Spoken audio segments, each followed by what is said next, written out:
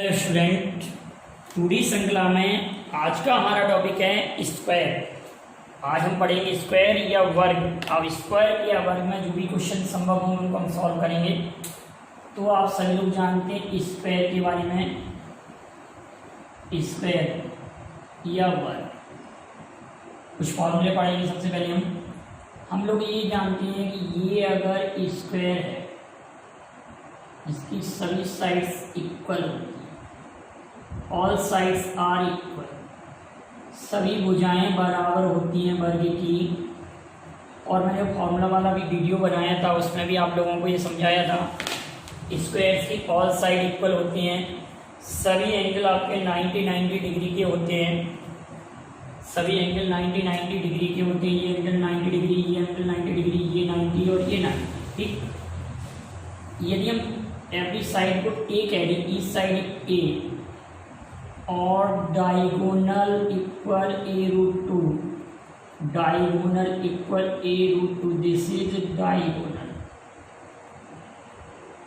This is diagonal, diagonal equal a root two, ये आपका diagonal. Clear है? तो वर्ग का क्षेत्रफल, वर्ग का क्षेत्रफल, एरिया ऑफ स्क्वायर, वर्ग का क्षेत्रफल सब लोग याद रखेंगे। एरिया ऑफ स्क्वायर, एरिया लिखेंगे direct, area of square equal A square, वर्ग का क्षेत्रफल ए स्क्वायर। पेरीमीटर, परिमाप, पेरीमीटर परिमाप 4a, पेरीमीटर परिमाप 4a। Diagonal, diagonal equal a root two, diagonal equal a root to, A root to हमारा diagonal होता है। Area a square, perimeter 4a और डायगोनल ए रूट टू। इतनी बात clear? Change in area, change in area, क्षेत्रफल में परिवर्तन, वर्ग के क्षेत्रफल में परिवर्तन, change in area, change in area plus minus 2x, x square upon 100, plus minus 2x x square upon 100। अगली बात अगर कहें यदि वर्ग का विकर्ण d है, देखो बेटा यहाँ तक की बात क्लियर। जनरली बात हम करेंगे कि ये हमारे पास स्क्वायर है, तो स्क्वायर में क्या होता है, all side equal, each side are equal, a, this is diagonal and this is diagonal. तो डायगोनल की value a root two, perimeter 4a, area a square, क्षेत्रफल ए स्क्वायर, परिमाप 4a, diagonal a root two, change in area plus minus 2x x square upon 100। ठीक है, change in area plus minus 2x x square upon 100। Area में change के लिए ये formula apply करेंगे। और अगर कभी टफ क्वेश्चन आया, जैसे कि आप लोगों के लिए दिया कि किसी वर्ग की प्रत्येक भुजा में 33.1/3% की वृद्धि की गई है, तो उसके क्षेत्रफल में क्या परिवर्तन आएगा, इस पर मैं आप लोगों को पढ़ा चुका हूँ। क्लियर है कि नहीं? आप लोगों ने ट्राइंगल के एरियाज वाले वीडियो देखे होंगे, उसमें मैं ये वाली मेथड पढ़ा चुका हूँ आप लोगों को। आप वहाँ पर देख लीजिए, इस टाइप के क्वेश्चन मैंने सॉल्व कराए कि नहीं। अगली बात कह रहे हैं यदि वर्ग का विकर्ण d है, यदि वर्ग का विकर्ण d है, वर्ग का विकर्ण d है, तो वर्ग का क्षेत्रफल area equal to D square upon 2। वर्ग का विकर्ण d है तो क्षेत्रफल डी स्क्वायर अपॉन 2 होता है, क्षेत्रफल डी स्क्वायर अपॉन 2 होता है। वर्ग का विकर्ण यदि d है तो क्षेत्रफल डी स्क्वायर अपॉन 2 होता है। यदि वर्ग का विकर्ण d है तो क्षेत्रफल डी स्क्वायर अपॉन 2। तो कहने का था, अगर आपसे ये कहा गया कि वर्ग की भुजा को 20% इंक्रीज किया जाए तो एरिया में क्या चेंज आएगा, ये फॉर्मूला लग जाएगा। वर्ग के विकर्ण में 20% का इंक्रीज किया जाए तो एरिया में क्या चेंज आएगा, तो हमारा ये फॉर्मूला लगेगा। क्लियर है कि नहीं? यहाँ तक की बातें क्लियर। चलो अब नेक्स्ट बात करते हैं अगली। तो यदि आपसे ये कहा जाए कि वर्ग के दोनों विकर्णों का योगफल, 6 फॉर्मूला, वर्ग के दोनों विकर्णों का योगफल, दोनों विकर्णों का योगफल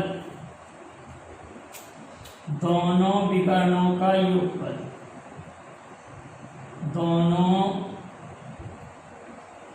विकर्णों का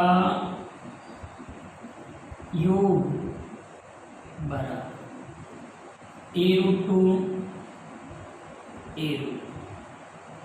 इन दोनों को जब ऐड करेंगे तो 2a√2 कितना हो जाएगा बेटा, 2a√2 कितना हो जाएगा, 2a√2।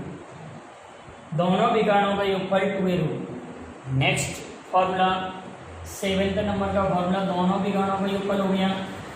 अब 7 नंबर का फॉर्मूला हम देखते हैं। मैंने आपसे ये कहा कि कोई वर्ग है, ये स्क्वायर है, इस स्क्वायर के अंदर बड़े से बड़ा वृत्त बनाए, बड़े से बड़ा क्या बनाए बेटा, वृत्त। इस स्क्वायर के अंदर बड़े से बड़ा क्या बना है, एक वृत्त बना। इस स्क्वायर के अंदर बड़े से बड़ा क्या बना बेटा, एक वृत्त। तो इस वृत्त की त्रिज्या, इस वृत्त की त्रिज्या ये भुजा का आधा हो जाए।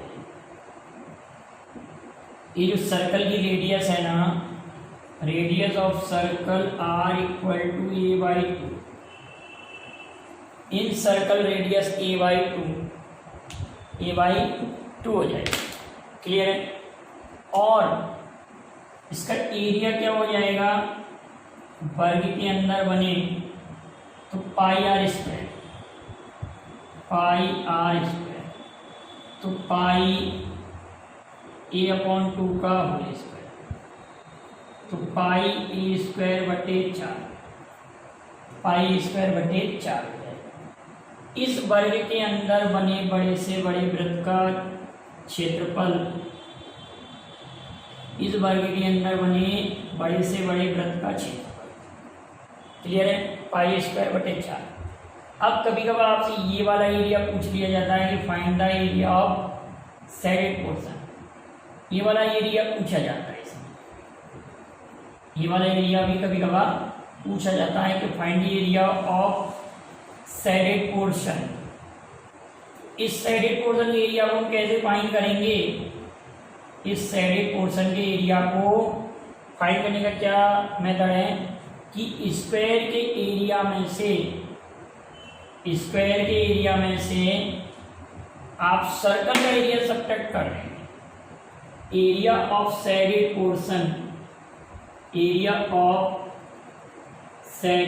पोर्शन आप अच्छे समझ लीजिए। छायांकित भाग का, हिंदी में इसको कहेंगे छायांकित भाग का क्षेत्रफल। एरिया ऑफ शेडेड पोर्शन, बार बार को बोल रहा हूं मैं, छायांकित भाग का क्षेत्रफल। तो स्क्वायर के एरिया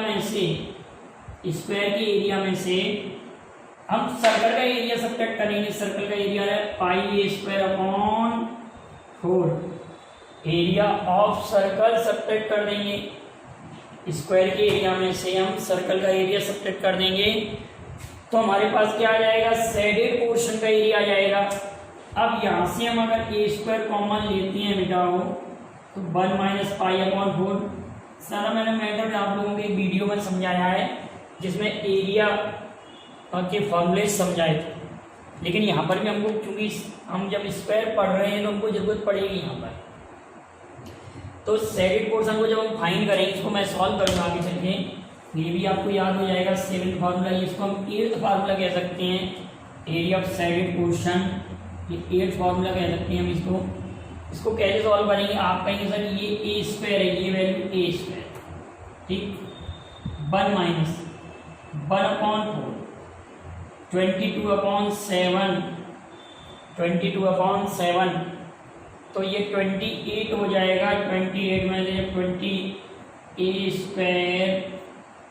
28 में से जब स्क्वायर भी कैंसिल आउट कर सकते हैं, 11/2, तो ये 14 में से 11 घटेगा तो 3/14 एरिया हमारे पास क्या आ जाएगा, 3/14 a²। कितना आ जाएगा बताओ, 3/14 ए स्क्वायर। फिर आप इसको भी याद कर सकते हैं 3/14 a square, area of shaded portion. अब यही जो रेडियस है, अगर हम सर्कल बनाते हैं, स्क्वायर के सर्कल फॉर्म करते हैं, स्क्वायर के सर्कल का क्या होगा इसको देखते हैं जरा। आप इनका फॉर्मूला नोट करते चलिए, और वीडियो को पसंद आ रहा तो लाइक अभी दबा दीजिए, बाद में आप भूल जाते हैं, तो इसी वक्त आप लाइक का बटन दबाइए और इन मेथड को बिल्कुल समझते चलिए, काफ़ी इंपॉर्टेंट मेथड है हमारे लिए। तो अगली बात देखते हैं हम नेक्स्ट क्या है कि अगर हम सर्कल, ये हमने बनाया सर्कल, स्क्वायर के सर्कल बनाए, स्क्वायर के हमने सर्कल माने परिवृत्त, स्क्वायर का परिवृत्त बनाया हमने। तो इसके परिवृत्त है, स्क्वायर का परिवृत्त ए, इसकी रेडियस कितनी हो जाएगी, रेडियस अगर हम कहेंगे तो आप ये कहेंगे सर इसका जो रेडियस होगा r = डायगोनल का हाफ हो जाएगा, हाफ ऑफ डायगोनल हो जाएगा। क्या हो जाएगा, radius half of diagonal radius होगी। एक मिनट जरा देखिए, आप लोग नोट करिए इतना। हमने क्या देखा, रेडियस ऑफ सर्कल का रेडियस हम देख रहे हैं r = a√2/2। इसको जब सॉल्व करेंगे तो a/√2। परिवृत्त की त्रिज्या को कैपिटल R लिखेंगे और हम इसको कैपिटल R। अब परिवृत्त का एरिया फाइंड करेंगे, एरिया ऑफ सर्कल,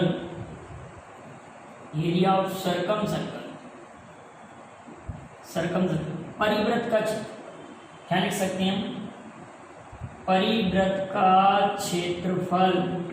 किसका परिवृत्त है ये, तो आप ये कहेंगे कि सर ये वर्ग का परिवृत्त है, वर्ग के परिवृत्त का क्षेत्रफल फाइंड करेंगे, पाई a√2 का होल स्क्वायर, पाई a² इसका परिवृत्त है, ये वर्ग का परिवृत्त, वर्ग के परिवृत्त का एरिया आ गया πa²/2। अब इसमें भी आपको एरिया ऑफ शेडेड पोर्शन पूछा जा सकता है, एरिया ऑफ शेडेड पोर्शन इसमें भी आप लोगों से पूछेंगे। तो कैसे फाइंड करेंगे, देखिए area of shaded portion, area of shaded portion की अगर हम बात करें तो आपको ये वाला एरिया फाइंड करना है, एरिया ऑफ शेडेड पोर्शन, इसको हम 10th फार्मूला अगर कह दें, एरिया ऑफ शेडेड पोर्शन, चलिए हम ये 10th फार्मूला शेडेड पोर्शन में आए, एरिया ऑफ शेडेड पोर्शन। तो आप कहेंगे सर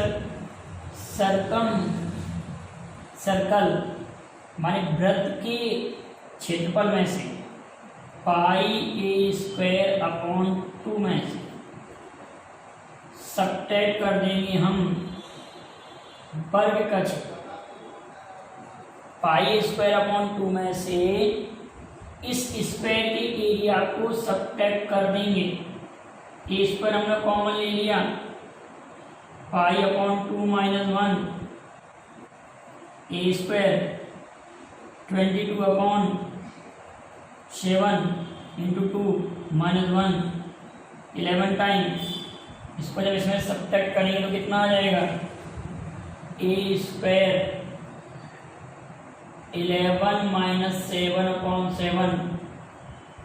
तो सब्ट्रैक्ट करेंगे 7, जब सब्ट्रैक्ट होगा तो 4/7 a²। ये वाला एरिया हो जाएगा 4/7 a², 4/7 a²। ये वाला एरिया हमारे पास आ जाएगा, क्लियर है, 4/7 a²। कोई प्रॉब्लम। अब हमारे पास अगला फॉर्मूला आता है कि अंतःवृत्त, और परिवृत्त की त्रिज्याओं का अनुपात, अंतःवृत्त और परिवृत्त की त्रिज्याओं का अनुपात। इन सर्कल और सर्कम सर्कल की रेडियस का रेशो वर्ग में अंतःवृत्त और परिवृत्त की त्रिज्याओं का अनुपात अगर कहेंगे तो अंतःवृत्त की त्रिज्या तो a/2 है और परिवृत्त की त्रिज्या t/√2 है। ये कैंसिल आउट होगा, √2/2 तो 1/√2। अंतःवृत्त और परिवृत्त की त्रिज्याओं का रेशो ये हो जाएगा, अंतःवृत्त और परिवृत्त की त्रिज्याओं का अनुपात 1:2, 1:2। अंतःवृत्त परिवृत्त और अंतःवृत्त और परिवृत्त के क्षेत्रफलों का अनुपात 1:2 हो जाएगा। अंतःवृत्त परिवृत्त के क्षेत्रफलों का अनुपात 1:2 हो जाएगा, क्योंकि रेडियस का स्क्वायर कर देंगे तो अंतःवृत्त परिवृत्त के क्षेत्रफलों का अनुपात आ जाएगा।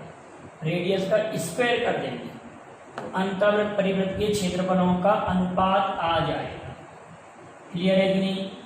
यहाँ तक की बात क्लियर। अगली बात आती है कि यदि किसी वर्ग की भुजा को n टाइम्स कर रहे हैं, वर्ग की भुजा को अगर हम n टाइम्स करें, n टाइम्स साइड को करें तो एरिया में percentage change in area, percentage change हो जाएगा n² - 1 × 100, n² - 1 × 100।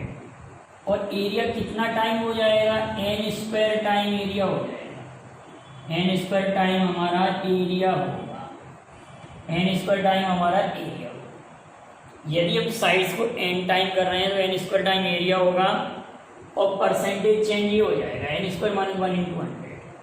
अब नेक्स्ट फॉर्मूला हमारे पास 40 नंबर का फॉर्मूला स्क्वायर होने के कितने फॉर्मूले हो गए आप समझ रहे हैं? ये हमारे पास अगर स्क्वायर है और इस स्क्वायर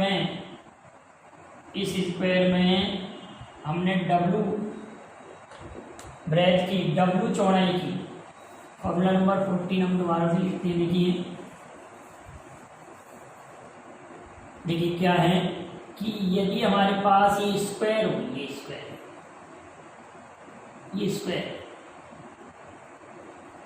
इस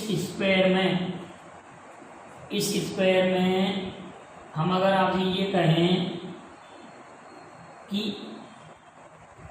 हमने अंदर की तरफ W चौड़ाई की सड़क डाली, इस स्क्वायर में अंदर की तरफ W चौड़ाई की सड़क डाल दी, अगर हमने इस स्क्वायर में W चौड़ाई की सड़क हमने अंदर की तरफ डाली, इनसाइड रोड डाला, W चौड़ाई, क्लियर बताओ? इनसाइड रोड W चौड़ाई का A और ये W चौड़ाई का हमने इनसाइड रोड डाला है इसमें, ठीक है? तो इसका क्षेत्रफल आप लोग रेक्टेंगल में क्या पढ़ते हैं? 2WL + V - 2W, ये रेक्टेंगल में पढ़ा होगा आपने, 2WL + V - 2W। अब यहाँ पे L और V तो A और A के इक्वल है ना, यहाँ पर अगर हम इसके इक्वल A और A पुट कर दें, आपने रेक्टेंगल में ये पढ़ा होगा, तो 2W 2A - 2W 4W A - W, ये हमारे पास इनसाइड सड़क का एरिया आ गया। अंदर की तरफ डाली गई सड़क का क्षेत्रफल है ये, अंदर की तरफ डाली गई सड़क का क्षेत्रफल। अगर यही सड़क अगर हम बाहर की तरफ डालें, यही सड़क अगर हम बाहर की तरफ बनाएं, माने ये हमारे पास स्क्वायर है, दिस इज स्क्वायर, ये हमारे पास स्क्वायर है और इस स्क्वायर में यदि हम बाहर की तरफ सड़क डालते हैं, ये W चौड़ाई की सड़क अगर हम बाहर की तरफ डालते हैं, W चौड़ाई की सड़क अगर हम बाहर की तरफ डालते हैं, ये W चौड़ाई की सड़क है, ये W चौड़ाई की सड़क अगर हमने बाहर की तरफ डाली,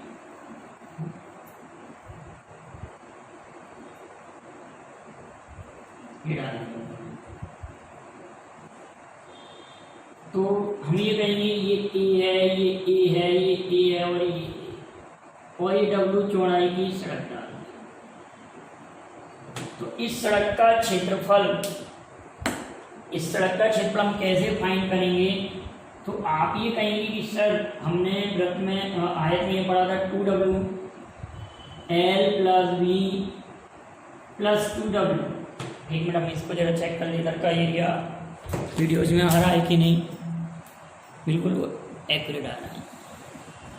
चलिए हम इसको देखते हैं क्या देखा हमने 2W L + V + 2W। अगर हम यहाँ पर ए और ये पुट कर दें, यहाँ पर ये 2W A + A + 2W 2W 2A + 2W 2 common ले लेंगे तो 4W A + W। इतनी बात क्लियर है? यहाँ तक कोई प्रॉब्लम नहीं होगी, यहाँ तक कोई भी प्रॉब्लम नहीं। इनसाइड और आउटसाइड जो हमने सड़क डाली हैं उनके क्षेत्रफल आ गए। लेकिन हमारा एक फॉर्मूला और भी बन सकता है, और एक फॉर्मूला क्या बन जाएगा? जैसे हमने ये जो लिखा था ना 2W L + V - 2W, ये वाला फॉर्मूला हमने किसमें लिखा था? आयत में, रेक्टेंगल में। ये भी रेक्टेंगल के लिए है, ये भी रेक्टेंगल के लिए थे दोनों फॉर्मूले। अब रेक्टेंगल में एक फॉर्मूला और बनता है कि अगर दो 90 डिग्री पर कट करती हुई अगर सड़क डालें, 90 डिग्री पर कट करती हुई अगर हम रोड डालें, 2 रोड्स अगर 90 डिग्री पर कट करती हैं, ये हमने बनाया, देखिए इस प्रकार ये बनाया। ABCD क्या है? ABCD आपका क्या है? सर्कल स्क्वायर है। और हमने ये 2 सड़कें डाली, एक सड़क ये डाल दी और एक सड़क हमने ये डाल दी, एक सड़क ये और एक सड़क ये W चौड़ाई की अगर हमने सड़कें डाल दी, W चौड़ाई की सड़क, और एवरी साइड ए है। तो हमने ये सर्कल में क्या पढ़ा? सर्कल में हमने ये पढ़ा था, ये लास्ट फॉर्मूला है हमारा इसमें। सर्कल में हमने ये पढ़ा, सर्कल में रेक्टेंगल में W L + V - W, W L + V - W, rectangle में ही पढ़ा था। तो यहाँ पर इसमें क्या हो जाएगा? W 2A - W 2A - W। Clear है? ये तो हमारे कुछ फॉर्मूले हुए। अब कुछ क्वेश्चनों का डिस्कशन करते हैं। एक सिंपल सा क्वेश्चन लिख रहे हैं केवल कि एक वर्ग का विकर्ण, क्वेश्चन नंबर 1 से हमने स्टार्ट कर दिया। एक वर्ग का विकर्ण 30 सेंटीमीटर है, तो वर्ग का क्षेत्रफल क्या हो? वर्ग का क्षेत्रफल क्या हो? आपके एसएससी के एग्जाम में क्वेश्चन पूछा गया था कि किसी वर्ग का विकर्ण ए है, उसका एरिया क्या हो जाएगा? तो A² / 2। एरिया क्या हो जाएगा? A² / 2। डायगोनल हमारे पास 30 है, तो 30 × 30/2, 30 × 30/2, तो ये कितने टाइम में हो जाएगा? 15 टाइम। 15 × 3 = 45, 450 वर्ग सेंटीमीटर। अगर आपको ये सारी मेथड पसंद आई हो तो आप वीडियो को लाइक और शेयर कीजिए, और जो चैनल से नए लोग जुड़े हैं वो चैनल को सब्सक्राइब करें। Thank you very much. जय हिंद, जय भारत।